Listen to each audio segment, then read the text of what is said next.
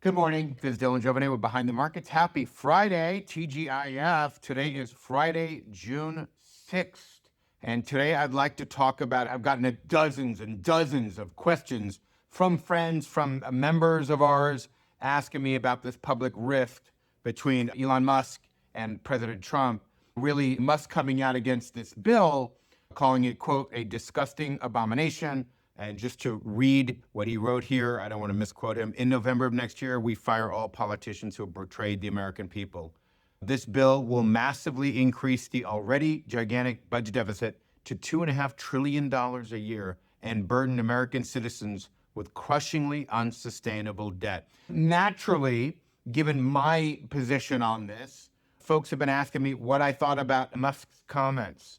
And look, one of the things I do is I talk about policy. I never talk about politics. So I'm going to avoid any reference to politics because there's game upon game here. For example, one of the reasons that Elon Musk is upset is that in the Trump administration's defense is that he's losing credits that help Tesla. And I understand that game. And I'm going to avoid the political side of it and focus on the budget deficit and economic side of it. Does Elon Musk have a point? Well, of course he does. Anybody who's been reading anything I've been talking about, listening to me in any way, shape, or form, knows that we are entering a crisis zone. And as Jamie Dimon said, as Ray Dalio said, we are all worried about something worse than a recession.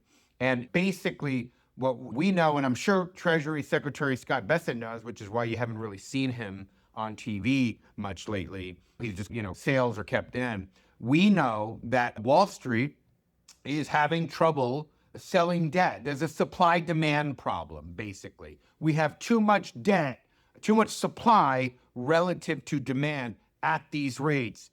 And the crazy thing is, $1 trillion a year, almost half of the current deficit, $2 trillion a year, half of it is spent on interest costs. These interest payments are starting to choke us. Straight up, they are starting to choke us. And the people who've been financing, think about that, 50% of our deficit is because of interest costs.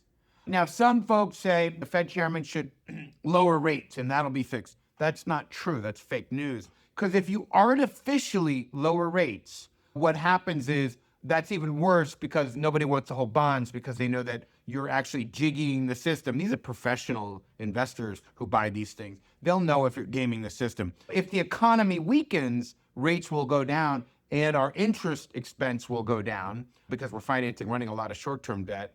But the downside of that is, so will your growth, and the actual debt to GDP ratio will get worse, and the deficit to income ratio will get worse too.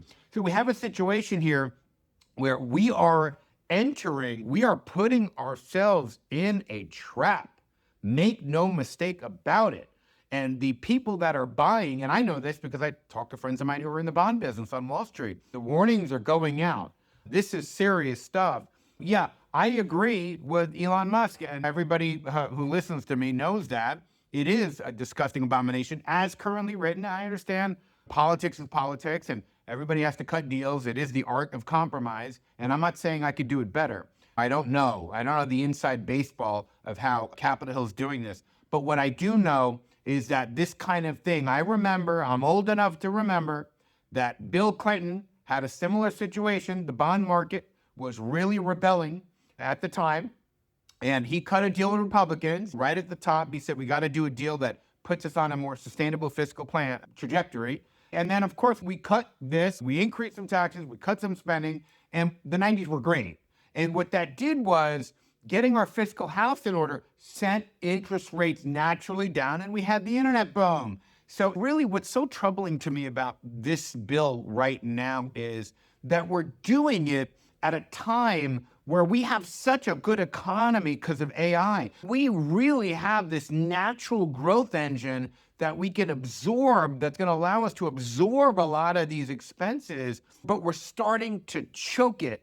We're starting to choke our capacity. And folks, I'm a student of history. I am a historian.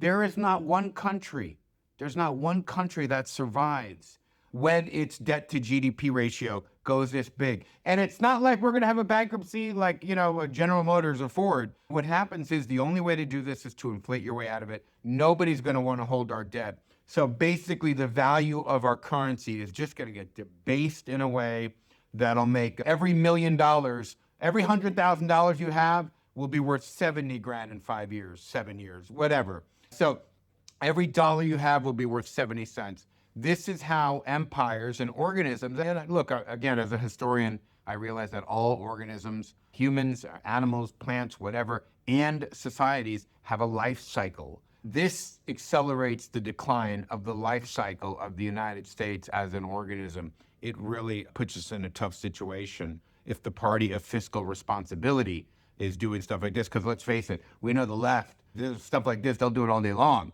So yeah, I'm not a fan of this. We are going to see a crack in the bond market. It's going to happen. I don't know if it's 6 months, 2 years, or whatever it is, maybe 6 years, but it's going to happen. And this bill, you heard it here, will be the last best chance to avoid that. So yeah, I'm genuinely very concerned about it. And I hope that the adults in the Senate can get to it and really work on it. Because as it is right now, it is not pretty for us. Anyway, that's all I have. Have a great weekend. See you Monday.